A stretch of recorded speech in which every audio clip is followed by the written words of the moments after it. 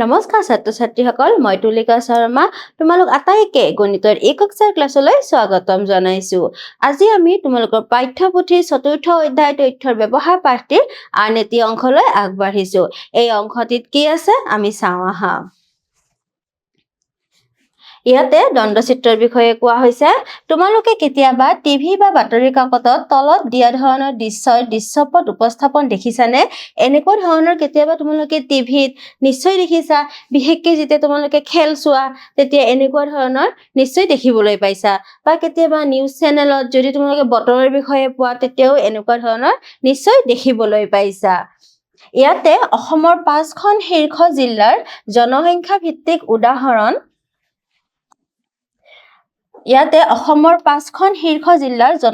ভিত্তিক উদাহৰণ দিয়া আছে আৰু ইয়াতে জনসংখ্যাবোৰ আমাৰ লাখত দিয়া হৈছে। গতিকে নগাঁও, ধুবুৰী, শোণিতপুৰ, কাছাৰ, বৰপেটা এই 5খন জিলাৰ আমাক ইয়াতে জনসংখ্যা দিছে।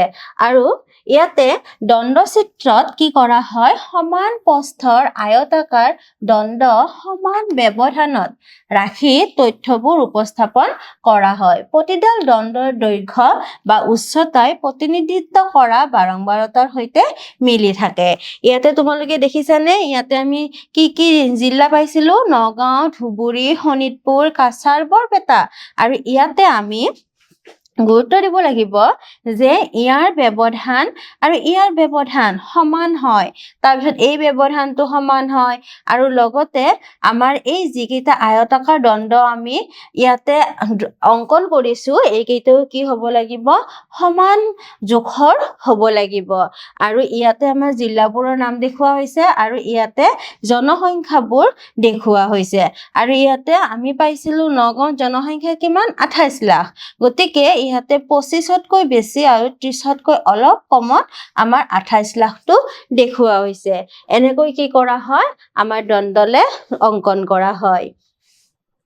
কাষত দিয়া তালিকাখন দ্বন্দ্বচিত্ৰৰ সহায়ত উপস্থাপন কৰোৱা হয়। ইয়াতে আমাক কি দিছে? জন্মৰ বাৰ দিছে আৰু শিক্ষাৰ্থীৰ সংখ্যা দিছে। সোমবাৰ, মঙ্গলবাৰ, বুধবাৰ, বৃহস্পতিবাৰ, শুক্ৰবাৰ, শনিবাৰ, দেওবাৰ। এই 7টা বাৰত কিমান আমাৰ এটা যিকোনো শ্ৰেণীৰ বা যিকোনো বিদ্যালয়ৰ আমি যদি এটা তথ্য সংগ্ৰহ কৰো তাত এনেকুৱা ধৰণৰ শিক্ষাৰ্থীৰ সংখ্যা পাম আৰু তাক আমি ইয়াতে দণ্ডলেখত আঁকিবলৈ চেষ্টা কৰো। প্ৰথমতে দ্বন্দ্বচিত্ৰৰে তথ্য উপস্থাপন কৰাৰ ক্ষেত্ৰত ব্যৱহাৰ কৰা স্তৰসমূহ আমি চাইছো। প্ৰথমতে আমি কি কৰিম? এডাল উলম্ব আৰু আনডাল আনুভূমিকভাৱে দুডাল ৰম্বৰেখা আমি এনেকুৱাকে অংকন কৰি ল'ম। তাৰ পিছত কি কৰিম? দ্বিতীয় স্তৰ মতে অনুভূমিক ৰেখাৰ দিশত সপ্তাহৰ বাৰবোৰ আৰু সমান অন্তৰালত চিহ্নিত কৰি ল'ম আৰু উলম্ব ৰেখাত আমি কি কৰিম? শিক্ষাৰ্থীৰ সংখ্যাবোৰ বা বাৰম্বাৰতাসমূহ চিহ্নিত কৰিম। আৰু কেনেকৈ কৰিম? নিৰ্ধাৰিত তথ্য উপস্থাপন কৰিবলৈ উপযুক্ত স্কেল ব্যৱহাৰ কৰিব লাগিব। বাছনি কৰাটো আটাইতকৈ গুৰুত্বপূৰ্ণ। দ্বন্দ্বচিত্ৰ অংকন কৰিবলৈ সকলোবোৰ দণ্ডৰ ক্ষেত্ৰত প্ৰযোজ্য হোৱাকৈ এটা নিৰ্দিষ্ট দৈৰ্ঘ্যক 1 একক হিচাপে আমি লৈ দ্বন্দ্বচিত্ৰটো অংকন কৰিব লাগিব। তাৰ বাবে আমি এনেকুৱাকৈ লৈছো, ইয়াতে জন্মৰ বাৰসমূহ লৈছো আৰু ইয়াতে দেখাইছো যে স্কেল উলম্ব ৰেখাত 1 একক এজন শিক্ষাৰ্থী দেখুওৱা হৈছে। ইয়াতে আমি এনেকৈ দেখাই দিছো।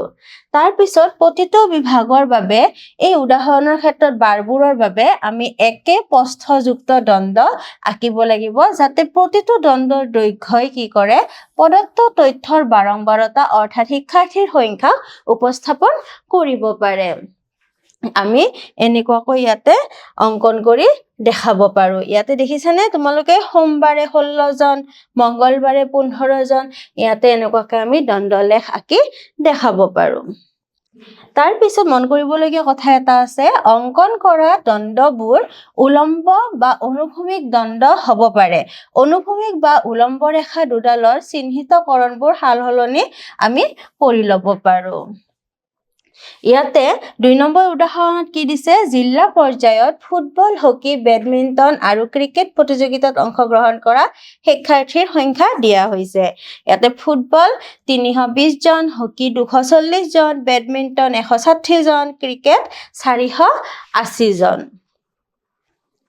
ইয়াত আমি 40 সংখ্যাটোক লৈ বিভিন্ন খেলৰ বাবে দণ্ডবোৰৰ উচ্চতা তথ্যৰ পৰিমাণক 40ৰে ভাগ কৰি তলত দিয়া ধৰণে উলিয়াই ল'ব পাৰো আমি ইয়াতে দেখিছো যে সকলো সংখ্যায়ে 40ৰ গুণিতক হয় গতিকে আমি ইহঁতক 40ৰে হৰণ কৰি বা ভাগ কৰি এনেকৈ সংখ্যাবোৰ উলিয়াব পাৰো গতিকে আমি এই চিত্ৰটোত কি কৰিছো উলম্ব ৰেখাত এক এককে 40 জন শিক্ষাৰ্থী বুজাইছে আৰু সেইমতে আমি প্ৰত্যেকটো এককতে 40 কৈ বঢ়াই গৈছো ইয়াতে খেলবোৰৰ নাম দিয়া হৈছে এনেকৈও আমি কি কৰিব পাৰো দণ্ডলে অংকন কৰিব পাৰো ইয়াৰ পিছত কি কৈছে ওপৰত দিয়া দণ্ড চিত্ৰটো পৰ্যবেক্ষণ কৰি তলত দিয়া প্ৰশ্নসমূহৰ উত্তৰ দিবলৈ যত্ন কৰো আহা এতিয়া এই দণ্ডলেখটো যে আমি আগতে আঁকিব চালো এতিয়া এই চিত্ৰটোৰ পৰা কিছুমান প্ৰশ্ন দিয়া হৈছে তাৰ উত্তৰসমূহ আমি কৰো আহা আটাইতকৈ কম সংখ্যক শিক্ষাৰ্থীয়ে খেলা খেলবিধৰ নাম কি আমি ইয়াতে চিত্ৰটোতো যদি চাওঁ সকলোতকৈ কম সংখ্যক ক'ত আছে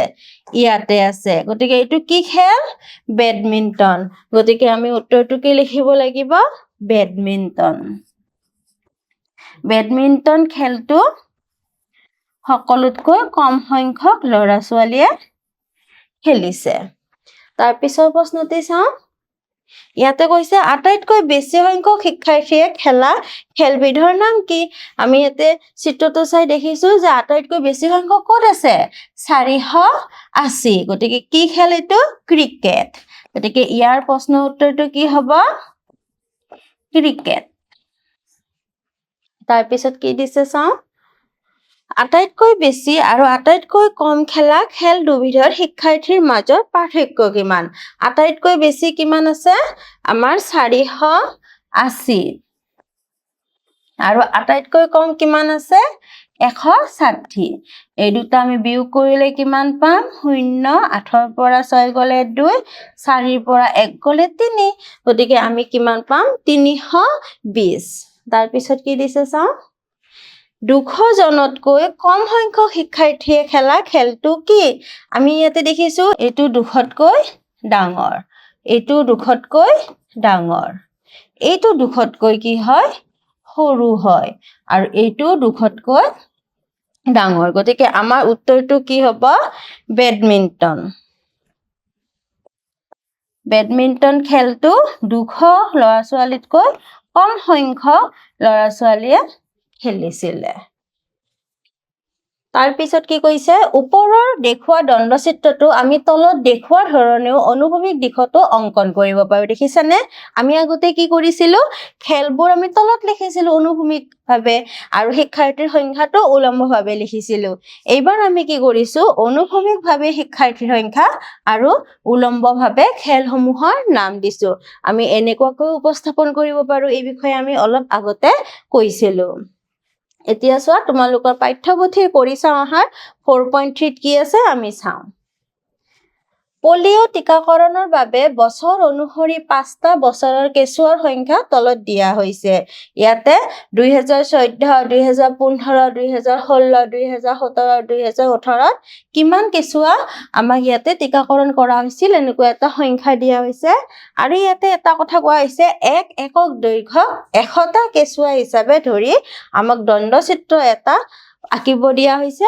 আৰু লগতে আমাক কিছুমান প্ৰশ্ন সুধিছে তাৰো উত্তৰ কৰিব দিয়া হৈছে প্ৰথমতে আমি দণ্ডচিত্ৰটো আঁকি লম ইয়াতে কি কৈছে এক একক দৈৰ্ঘ্য 100টা কেঁচুৱা দেখুৱাইছে গতিকে আমি প্ৰথমতে কি কৰি ল'ব লাগিব ইয়াতে আমি সমান ভাগত ভাগ কৰি ল'ব লাগিব ইয়াতে আমাক চন দিয়া হৈছে 5টা 3 1 2 3 4 5 গতিকে আমি চন কেইটা প্ৰথমতে লিখি লৈছো 2014 2015 2016 2017 2018 তাৰ পিছত আমি উলম্বভাৱে 100টাকৈ দেখাব দিছে আমাৰ ইয়াতে মেক্সিমাম আছে 800 100 200 300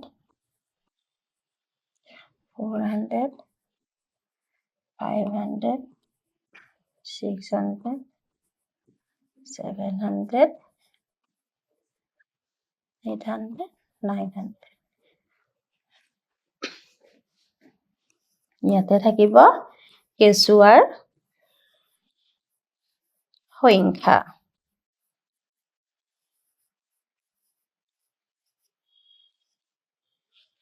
আৰু ইয়াতে থাকিব বছৰ আৰু আমাক স্কেলটো ইয়াতে দিয়াই হৈছে এতিয়া আমি কি কৰিব লাগিব ইয়াতে ড্ৰ কৰিব লাগিব প্ৰথমতে আমাক দিয়া হৈছে 570 আমি 500 কৈ যাব লাগিব এয়া লব পাৰো আমি 570 এটা বৰ্গত ড্ৰ কৰিব পাৰো 500 কৈ বেছি আছে এনেকৈ ড্ৰ কৰিব পাৰো তাৰ পিছত আমাক কি দিছে 680 গতিকে আমি এবাৰ কি কৰিব লাগিব 700 ৰ ওচৰলৈ যাব আমাৰ ছবিটো 700 ৰ ওচৰলৈ যাব এইটো কি হৈ গল 680 এইবাৰ 2016 ত কি আছে 720 গতিকে আমি কি কৰিব পাৰো 700 কৈ অলপ বেছি 20 টো দেখাব পাৰো এইবাৰ আছে 2017 ত 780 এইবাৰ আমি ইয়াতে দেখাব পাৰো 800 কৈ কম হ'ব আৰু 700 কৈ বেছি হ'ব 700 আৰু 800 ৰ মাজৰ আধাতকৈ বেছি হ'ব এতিয়া আমি 2018 ত দেখিছো 800 গতিকে আমি নেক্সট 800 বনাব পাৰো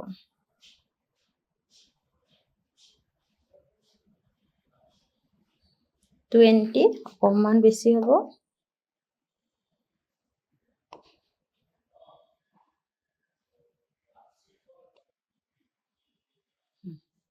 আমি এনেকৈ 800 বনাব পাৰো তাৰ পিছত আমি ইয়াৰে ওপৰত সংখ্যা এটা লিখি দিব পাৰো 570 680 আৰু ইয়াতে 720 780 আৰু ইয়াতে আমি লিখিব পাৰো 800 এনেকৈ আমি ইয়াতে তালিকাখন দিয়া হৈছে আৰু যিখিনি প্ৰশ্ন দিছে সেইখিনি আমি সমাধান কৰিব চেষ্টা কৰো কোনটো চনত আটাইতকৈ বেছি সংখ্যক কেঁচুৱাক পলিঅ' টিকাকৰণ কৰা হৈছিল তাৰ কাৰণে আমি এটা তালিকাখনৰ সংখ্যা কেইটালৈ চাওঁ আমি দেখিছো 800 টো সকলোতকৈ বেছি গতিকে ইয়াতে কিমান চনত বেছি টিকাকৰণ কৰা হৈছিল 2018 চনত আটাইতকৈ বেছি টিকাকৰণ কৰা হৈছিল এইবাৰ কৈছে 2015 আৰু 2016 চনত মুঠ কিমানটা কেঁচুৱাক পলিঅ' টিকাকৰণ কৰা হৈছিল 2015 চনত আমাৰ আছে 680টা কেঁচুৱা আৰু 2016 ত আছে 720 গতিকে আমি এই দুটাক যোগ কৰিলে কিমান পাম 1400 গতিকে দুইটা চন মিলি মোটামুটি 1400 কেঁচুৱাক টিকাকৰণ কৰা হৈছিল ইয়াৰ পিছত কি কৈছে 5টা বছৰৰ ভিতৰত আটাইতকৈ বেছি আৰু আটাইতকৈ কম পলিঅ' টিকাকৰণ গ্ৰহণ কৰা কেঁচুৱাৰ সংখ্যাৰ মাজৰ পাৰ্থক্য ইয়াতে আটাইতকৈ বেছি কি হয় 800 আৰু আটাইতকৈ কম কি হয় 570 গতিকে এই দুটাৰ মাজৰ পাৰ্থক্যটো আমি উলিয়াম গতিকে ইয়াতে কি পাম আমি 37 ৰ পৰা 5 গলে 230 পাম গতিকে ইয়ালৈ তোমালোকে নিশ্চয় বুজি পাইছা যে আমি দ্বন্দ্ব চিত্ৰ কেনেকৈ অংকন কৰো আৰু দ্বন্দ্বলেখ চাই আমি কেনেকৈ কিছুমান সমস্যা সমাধান কৰিব পাৰো আজিলৈ এইখিনিয়ে ধন্যবাদ